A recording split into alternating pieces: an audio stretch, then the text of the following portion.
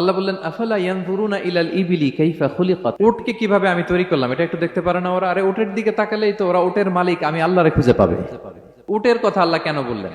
উট হচ্ছে এমন আজীব একটা প্রাণী যেটা প্রাণী বিজ্ঞানীদেরকে হয়রান করে দিয়েছে। আল্লাহু আকবার, আপনি অবাক হবেন উটের যে ফিচার আল্লাহ তাআলা দিয়েছেন। মক্কার লোকেরা উটের গোশত খাইতো, উটের দুধ খাইতো, উটের চামড়া দিয়ে দ্য ফাইনেস্ট লেদার তারা বানাতো, উটের উপর মাল নিয়ে বোঝাই করে এক প্রান্ত থেকে আরেক প্রান্তে পাড়ি দিত, নিজেরা উটের উপর রাইডিং করত। এবং উট হচ্ছে এমন প্রাণী যেটা একসাথে 1 মাস না খেয়ে বেঁচে থাকতে পারে। 1 মাস পানিও খাওয়া লাগবে না, খাবারও খাওয়া লাগবে না। প্রাপ্তবয়স্ক একটা উট একসাথে 200 লিটার পানি খেয়ে ফেলতে পারে। এবং উটের পেটের ভিতরে একটা স্পেশাল ওয়াটার চেম্বার আছে, ওই চেম্বারে রেখে দেয়, যখন লাগবে ওইখান থেকে নিয়ে নিয়ে বেঁচে থাকে। 1 মাস না খেয়ে বেঁচে থাকে কি করে? উটের পিঠে দেখবেন একটা কুজ আছে, এই পুরো কুজটা হচ্ছে চর্বির আধার। ওটের যখন খাবার থাকে না মরুভূমিতে, মাসের পর মাস যখন চলে, ওই চর্বি থেকে এনার্জি নিয়ে সে মরুভূমিতে চলে, সে না খেয়েও বাঁচতে পারে। আমাদের চোখের মধ্যে যেমনি একটা পাপড়ি, এরকম এক পাপড়ি দিয়ে উটকে আল্লাহ বানায় নাই, ডবল লেয়ারের পাপড়ি দিয়েছে। কারণ মরুভূমির মধ্যে চলতে পথে লু হাওয়া থাকবে, মরুভূমির সাইমুম, বালুর ঝড়, এই ঝড় মোকাবেলার জন্য, লু হাওয়া মোকাবেলার জন্য ডবল লেয়ারের চোখের পর্দা।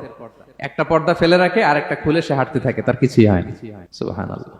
আমাদের 98 ডিগ্রি ফারেনহাইটে স্বাভাবিক তাপমাত্রা, তাই না?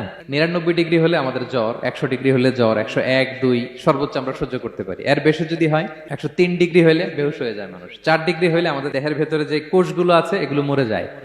কিন্তু একটা উট মরুভূমির তাপমাত্রায় প্রতিদিন 104 ডিগ্রি 5 ডিগ্রি তাপমাত্রা সহ্য করে খুব স্বাভাবিক উট চলতে পারে, তার কিছুই হয় না।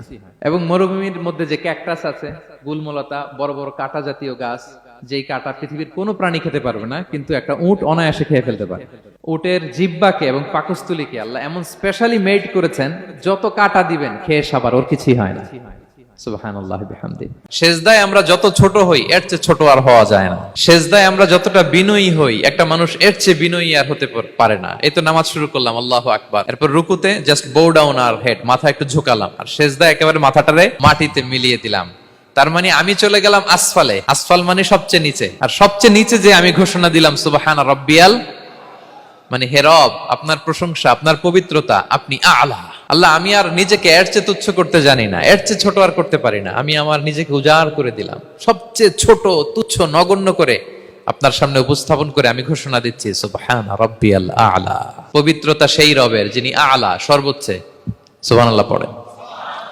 তাহলে সিগনিফিকেন্সটা বুঝতে পারছেন কেন বিষ্ণু ইসলাম এটা পড়তেন সুবহান রাব্বিয়াল আলা? কারণ আমি থাকি সবচেয়ে আসফালে, নিচে, আর তখন আমি ঘোষণা দেই glory be to Allah the most high, the most high, the most high আলা। আল্লাহ, আমি একেবারে নিচে, কিন্তু তুমি হচ্ছে আলা। মজার ব্যাপার হচ্ছে সেজদায় আপনি যত নিচেই থাকেন না কেন, মাথা নাক নিচু করে ফিসফিস করে যাই বলেন না কেন, এটা মুহূর্তে আল্লাহর আরশে চলে যায়। আপনি নিচু হবেন কিন্তু কথা চলে যাবে আল্লাহর আরশে। এজন্য বিষ্ণু ইসলাম বলতেন মান তাওয়াদা তারাফা, যে নিচু হয় আল্লাহ তারে টেনে উপরে উঠায়। আপনি সেজদা দাও মানে কি? নিচু হওয়া, ছোট হওয়া। তো বিষ্ণু ইসলাম বলেছেন বেশি বেশি সেজদা দাও, তাহলে আপনার মর্যাদা সম্মান বাড়াই দিবে কে?